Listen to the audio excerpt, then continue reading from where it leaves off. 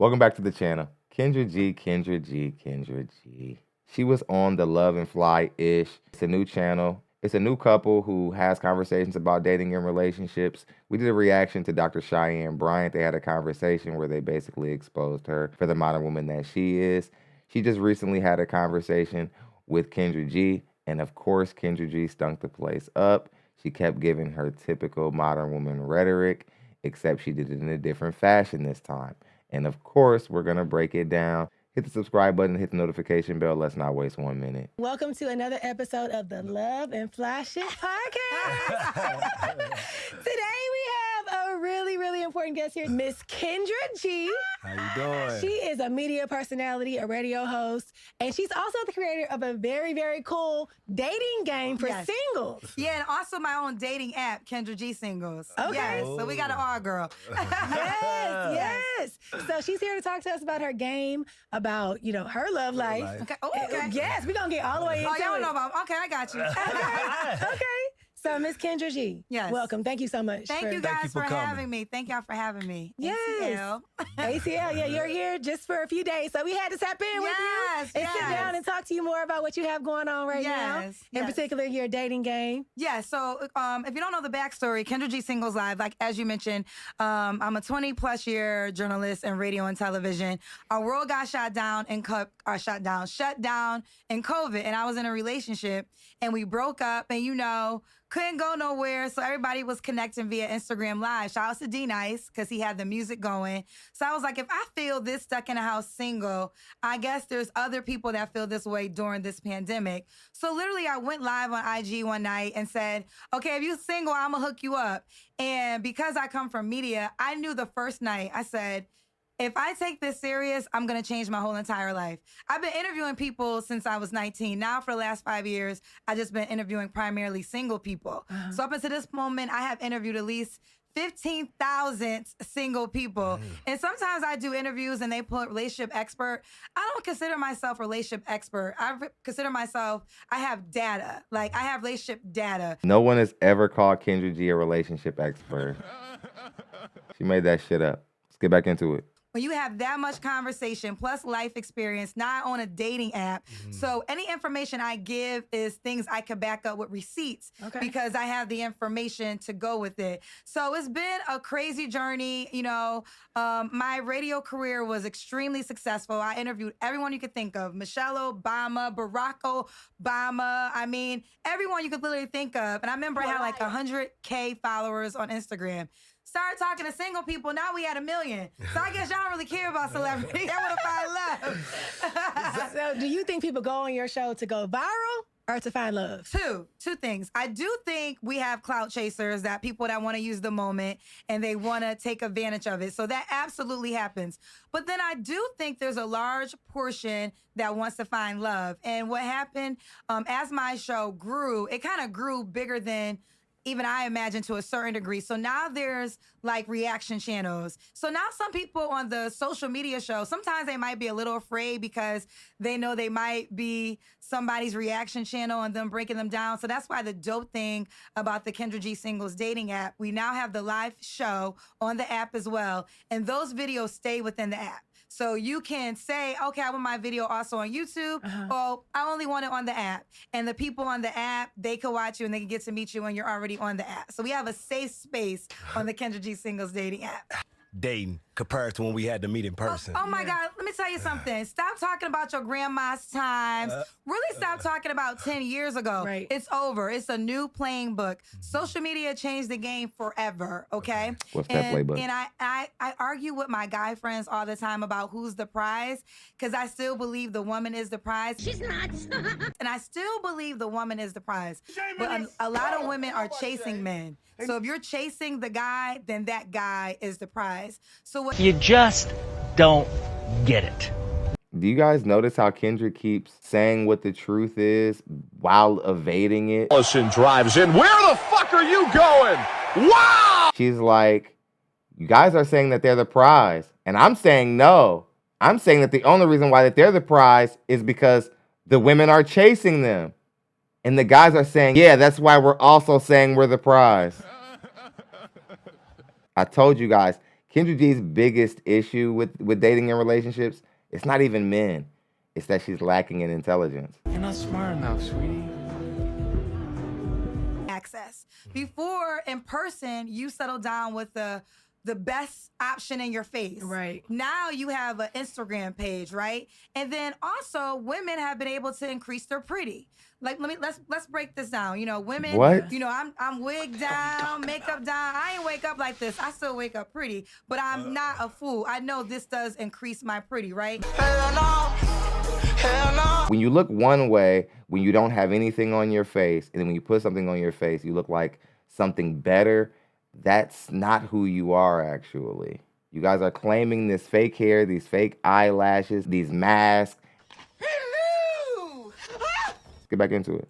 But women are now buying bodies and they're like, You're you know, fake. you got a stomach, get rid of it. You ain't got no ass, go buy it. So now there's a large portion of men you never had access to because you didn't fit their pretty meter, right? Yeah. Now you're on their pretty meter. But what's happening is this is where the situationships come in because it gives you a chance to have a situationship with this exciting guy who's probably attractive, has money. Something about him made you break your rule, that your standard, right? And now he's the standard of what you look for in a husband. But he was never even your boyfriend. And he's probably never gonna lock you in. But because you have that experience, like he flew you out one time, now every guy that wants you, they gotta fly you out. And it's like, but the guy that was a weekend, that wasn't a lifetime deal. So women's moments with men have changed and they want this guy that a lot of women want to settle down with them and only them, and they're having challenges. And now going back to what I said about the prize, now the guy feels like he the prize because back in the day, like the side chick wasn't as sensational as the wife, right? It was always like you kind of lowered. Now I don't want to call women side chicks, but they're sensational women that are tolerating bullshit.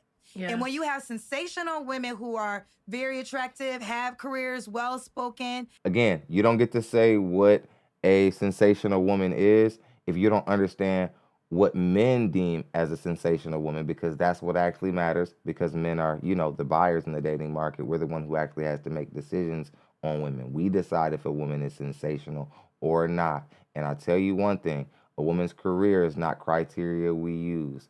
So the fact that you already said that means you're not really like the person who should be talking about how women should be bringing themselves out into the dating market. When they have started tolerating and lowering their standards, these men know like, well, if you don't get with my program, I'll find another woman that does. Because y'all got access to too many women. Like Yeah, you just they said. have But men access. always had access to too many women. Not like they do now. Not all men though. I feel like Yeah.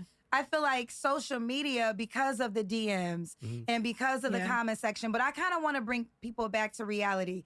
If you can't call, if you got to go to the hospital at 2 a.m., that man should know what your vagina feels like, looks like, tastes like, none of that. Because what's happening is I hate all these categories. High value. No, I don't care if you got $1 million in the bank and if I need you and you don't show up, you are no value. Okay. The person that has value is that's the right. person that shows up for you when you really need them.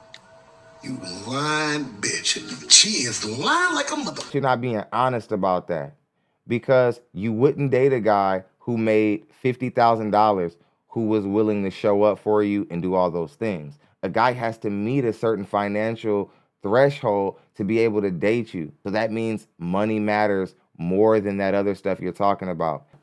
These things shouldn't be difficult for Kendra G to understand. But Kendra G is a very rebellious woman, and she's under the belief system that she gets to make the rules, and that if she's starting to see things differently, that the world should see things differently also. That's right. I said it. Somebody's got to say it. Right now, y'all just looking for weekend fun times, pop bottles in the club. Who's gonna show up for you when your mother dies? Yeah. Who's gonna show up for you when your father is not breathing? Yeah. Who's gonna show up for you when you lose your job and now you need some extra money to keep you going? That's the high value man. Why would you assume that traditional high value men, or what we know high value men to be today, men who make a lot of money, why are you under the assumption that these men aren't supportive men, and that because they make a lot of money that they wouldn't be there for you if your mother passed away, or that they wouldn't support someone in time of need, or that because they make more money or the quality of their ability to be a partner goes down because they earn a lot of money? What are you basing this on, Kendra? Weird. That is 6 feet, not the man that looks good, not the man with $1 million in the bank. High value is the man that's going to show up for you. So period. Do you have an idea type of man you like? You know, I would say, I think because I come from entertainment, right? Mm-hmm. So I always say this, like very early on, I did all the things you're supposed to do. I went to college, met an amazing man, electrical engineer, we got engaged. What I loved about my engagement, we were both very... I'm glad that you're speaking highly of him now, Kendra, because you were on an interview recently saying that you actually didn't even really like him like that and or something like that. That's other story. You know, I liked him, but I ain't like him that much, right? But who wants to, but let's just keep it real. But who wants to be... I am sorry to this man. I am sorry to this man. He okay. He got enough women. I thought that was very interesting because you're parading him around as artificial success when it comes to like your dating past. You treat him as if he represents how close you used to be to marriage, but you really act as if you made the right choice to get away from him, and you speak of him in a very dismissive way when you talk about him in these recent interviews I've heard. I'm just saying. Serious, like if we do this, divorce is not an option. And I encourage every person to make that deal because what it does is it causes you to take marriage seriously. Because if you take marriage off the table, like no matter what, between me, it's like me and you or Jesus. That's it. So what I've learned in that relationship, we had the love, but our life plans were different. And one of us would have to give up their ambition in order for the unit to work.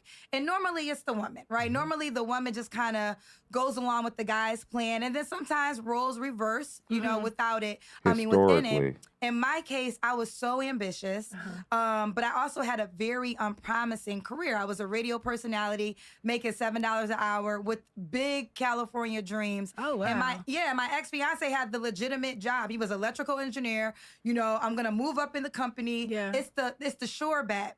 But I could not make that sure bet. I had to go out and become who I needed to become. 1942. Are you slow? Now, let's just break down what she said slowly. She said, I didn't want to cash in on the sure bet.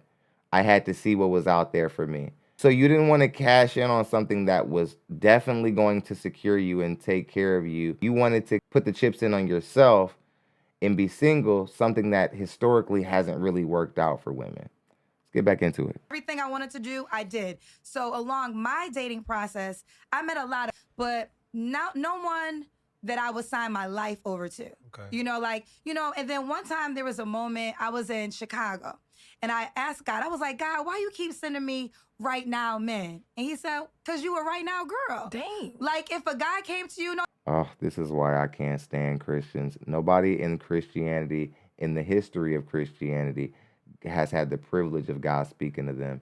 But for some reason, black people, we always think that God is talking to us. Nigga, God's not talking to you. Yeah. I live in California now.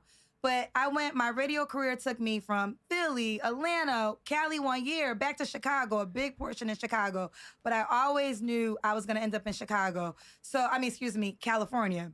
So if a great guy came up to me in Chicago, was like, I think you dope, let's get married and have a family, I would have said no, because I knew this wasn't my final stop. So guys, like, I can't send you a permanent guy because you're not in your permanent spot. So enjoy the moments, have fun. I'm trying to get my coochie stretched. I'm trying to get my coochie stretched and eat a And this is why you're not meeting that long time forever person, because you're not here for a long time. You're here for a short time. Okay. Wow, Okay. powerful. Very powerful. Do you feel like you're in that position now or that spot now where you need to be to meet your forever person? I think, well, I met my forever person because I wake up with her for every single day. I'm my forever person. Oh, like, wow. everyone is always looking for the one. Get a mirror. You are the one. You're the only guaranteed person that you have in this lifetime.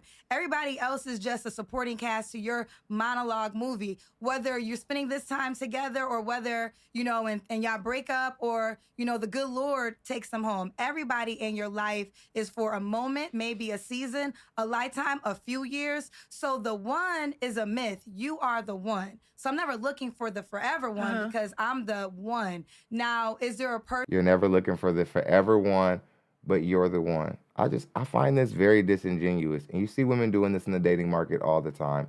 acting as if they are perfectly okay with spending the rest of their life by themselves, even though they still have a billboard up saying, come marry me if you're the right guy. Come be something good for me if you're the right guy. Come take care of me if you're the right guy. But if they become pressured about certain dating standards, or they become cornered in a conversation about dating, they just say, oh, well, actually, I'm just okay with me, so you really can't beat me, man. How can I lose when I'm okay with thy? Okay, so the dating app Kendra G Singles, which I'm so proud of because we grew from an Instagram live show to Facebook to YouTube. But, you know, I speak about this often, and I feel like I want all people to have the audacity of a white man. And I say that because, see, white men get the privilege to say, I'm going to be the president, I'm going to be a billionaire, and no one chuckles. Like, no, you as a black person, and I always try to tell black people, we really got the sauce. Because if we say it's hot, point blank, period. So I loved that Instagram launched my show, but I want to be Instagram. Like, I love that I have a show on YouTube, but that's not my style. I'd rather be YouTube. So we released the Kendra G Singles dating app, and we recently released the live features to add on. to add on to yourself. So you want to get into the game? Let's get into it. Okay, so the game is, so I'm learning because y'all are married. And let me tell you something. She's so fine. He was like, I'm marrying you. Thank you. He was like, I'm marrying you. I don't know what you're doing at 5, but we getting married at 6. You're gorgeous. So, thank you. This is a game for single people because I don't want single season to be a depressing season. Okay. There's a lot of people right now that can't enjoy life because they're single. Break out of that shit. Let me tell you something. This is a time that you can focus on yourself. You can be selfish. Whenever I'm in a relationship, I have to compromise to a certain degree because now you have to think about somebody else.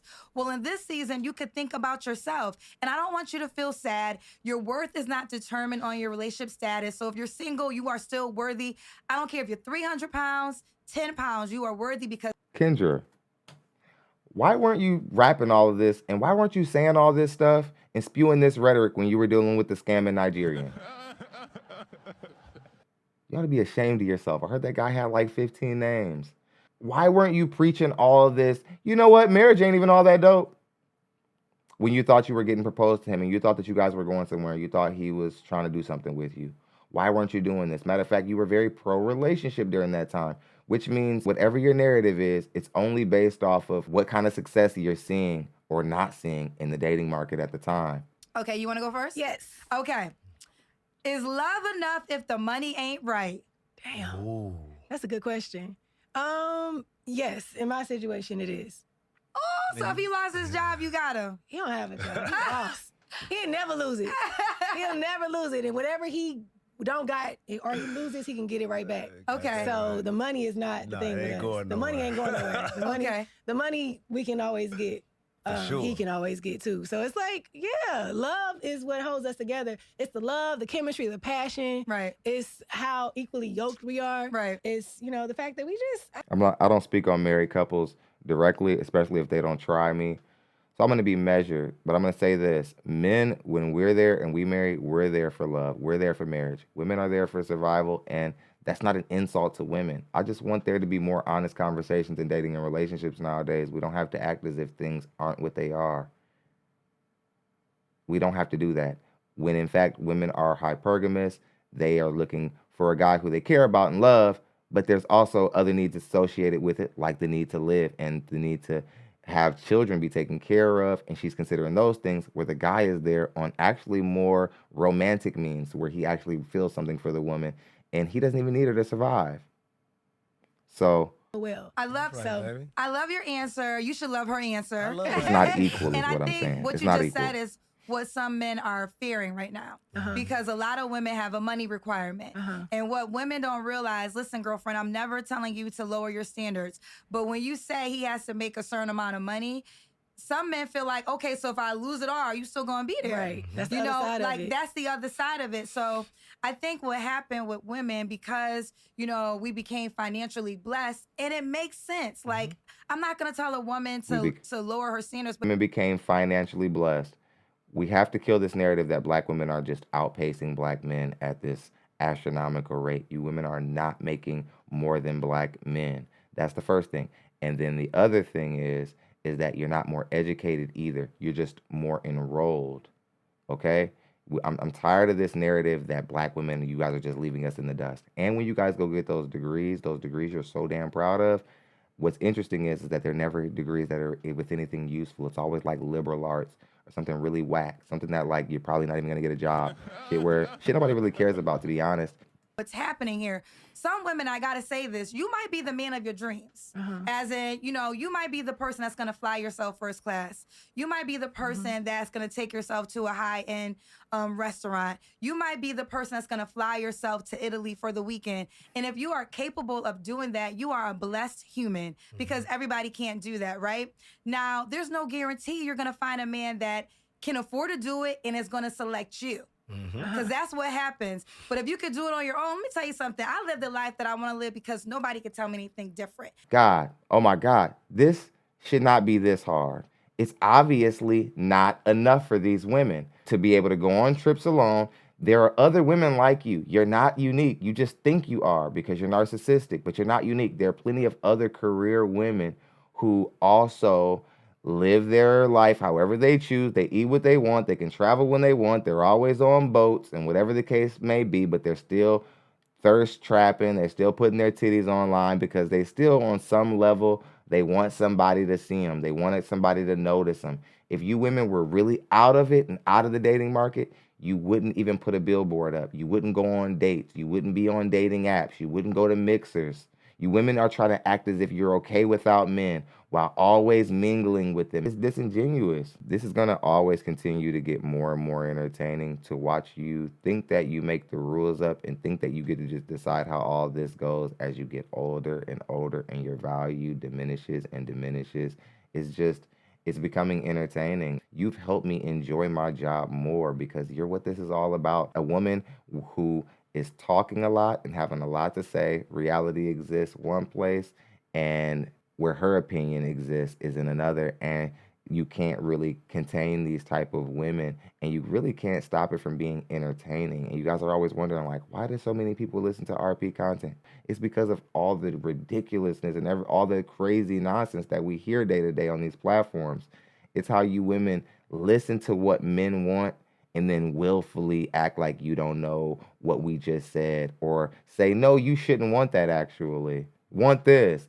We can't say, stop focusing on the high value men, start focusing on the good men who don't have a lot of money, and you wouldn't do it, but we're supposed to listen to you though. Hit the subscribe button, also hit the notification bell so you're notified every single time we post content like this. It's ThonLexy. I'll see you guys on the next one.